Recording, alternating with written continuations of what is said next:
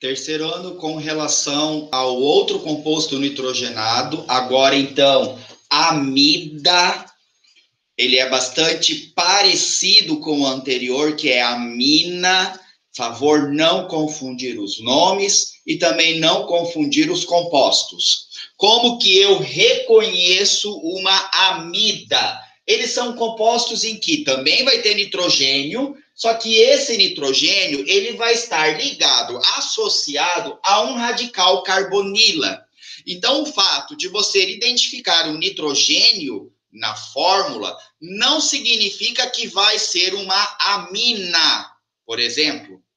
Ele pode também ser uma amida, tá? Qual é a diferença? Aqui na amida, esse nitrogênio vai estar ligado a um carbono que faz dupla ligação. Toda vez que você observar, primeiro, identificou o nitrogênio, ótimo. Ou ele vai ser amina ou amida. Pelo menos aqui nos nossos casos estudando, certo? Agora, se esse hidrogênio estiver ligado a um composto que faz dupla O, ele não vai ser uma amina, ele vai ser uma amida. Estão entendendo a diferença? Tá? Sempre nitrogênio ligado a um radical carbonila forma uma amida. Com relação à nomenclatura, também o professor vai ser bem mais simples aqui, porque o mais importante é você reconhecer o grupamento do que dar o nome. As amidas, elas são, o exemplo mais clássico que nós temos aqui são os derivados, a ureia, que é uma substância muito utilizada, né, na indústria.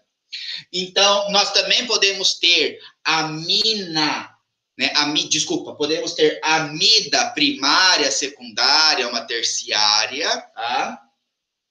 Nós vamos ter aqui, né, de nomenclatura, segue o padrão prefixo, intermediário, sufixo, né? No caso aqui, 1, 2, 3 carbonos, prefixo prop. Ligação simples, reconheci que é uma amida, propanamida. Simples, tá bom? Se eu tenho uma cadeia ramificada e que tem uma dupla ligação, estabeleço aqui a cadeia principal. O raciocínio permanece o mesmo que a gente já vem fazendo, não vai mudar, tá? No caso, eu já numerei os carbonos. 1, 2, 3, 4, 5.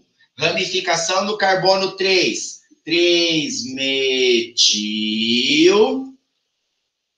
Aí nós temos 5 carbonos. 5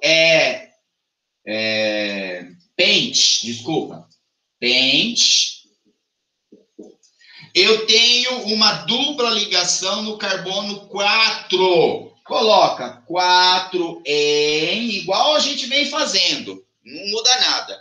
E o sufixo aqui vai ser amida.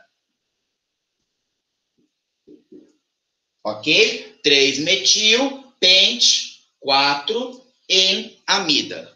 Tá? Terceiro ano.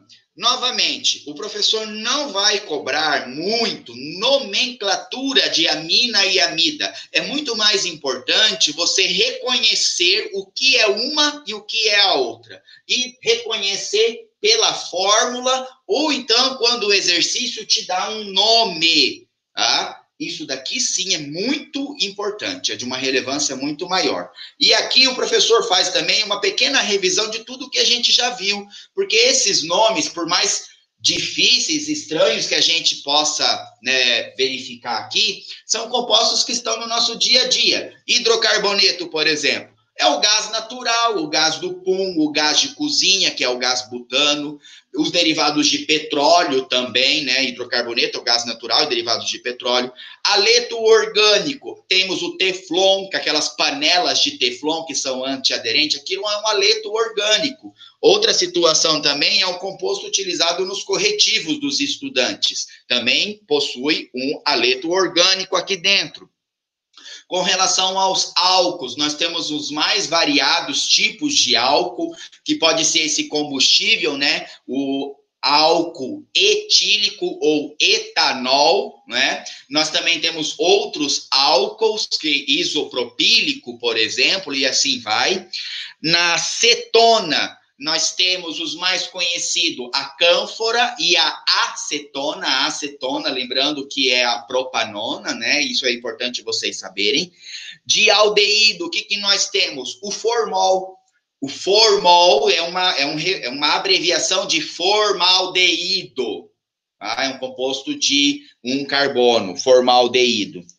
Nos ácidos carboxílicos, a gente já tem uma grande aplicação também. Nós temos o vinagre e o ácido acético, né, que é do vinagre, e o ácido fórmico, que é aquele do ferrão da formiga, né?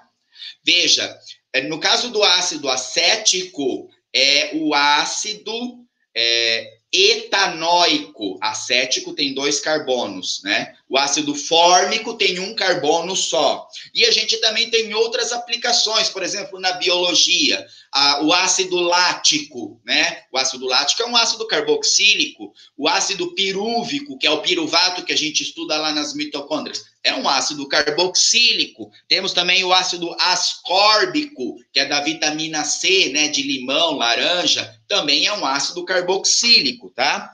Sobre os ésteres, nós temos os mais variados tipos de aromas, tá? Os aromas, eles são aromas de frutas, todos eles são ésteres. O aroma de maçã, aroma de banana, pera, uva, todos esses aromas de fruta que a gente consegue reconhecer pelo cheiro, trata-se de ésteres, né? E lembrando que dentro do ésteres e do ácido carboxílico, a gente também tem aplicação de óleos e gorduras, uma vez que eles são lipídios.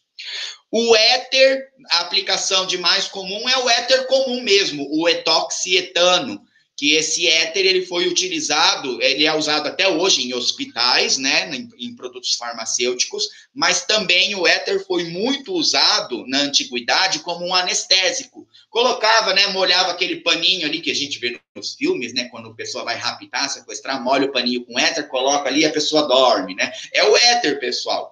E esse éter, na antiguidade, ele era usado como anestésico, fazia a pessoa dormir com aquilo e aí, então, eles abriam, né, para fazer as cirurgias, tá? Sobre o fenol, nós temos a creolina como um exemplo clássico, né, perto da gente, aí do dia a dia. As aminas, o professor já tinha comentado que nós temos aí proteínas, as drogas, né, nicotina, cocaína, heroína, morfina, né, e assim por diante. E as amidas, agora, os derivados, os produtos relacionados à ureia, tá? Então, lembre-se, pessoal, já vamos fazer a lista aí de 50 exercícios, a avaliação. O professor está sendo maldoso? Não, não estou sendo maldoso, não. Por quê? Quando a gente começar o conteúdo do 3º bimestre, vai ser com base no 1º e 2º bimestre. Então, vocês precisam estar atentos a todos esses grupos, tá? Comparando, diferenciando um do outro, para daí, então, a gente aprender legal o conteúdo do 3º bimestre. Combinado? O 3º ano. Vamos lá, um grande abraço para vocês.